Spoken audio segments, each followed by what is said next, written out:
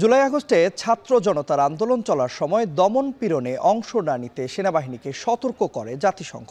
সেনাবাহিনী সেই সতর্কবার্তা আমলে নিয়েছিল বলেই বাংলাদেশে ক্ষমতার পট পরিবর্তন সম্ভব হয়েছে, এমন মন্তব্য করেছেন সংস্থাটির মানবাধিকার বিষয়ক high commissioner Volker Turk. BBC world সার্ভিসের হার্ড ডক অনুষ্ঠানে বুধবার প্রকাশিত পর্বে সমসাময়িক বিশ্ব মানবাধিকার পরিস্থিতি নিয়ে আলোচনায় উঠে আসে বাংলাদেশ প্রসঙ্গ।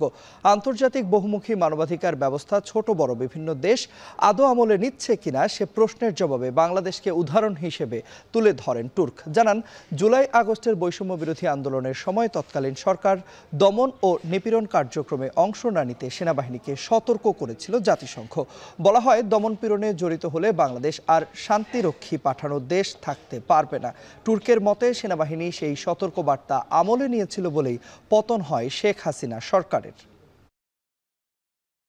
Well, I can give you examples where it is taken seriously. I'll give you the example of Bangladesh last year. During July, August, there were massive demonstrations of students. They had enough of the previous government under Sheikh Hasina. There was massive repression happening.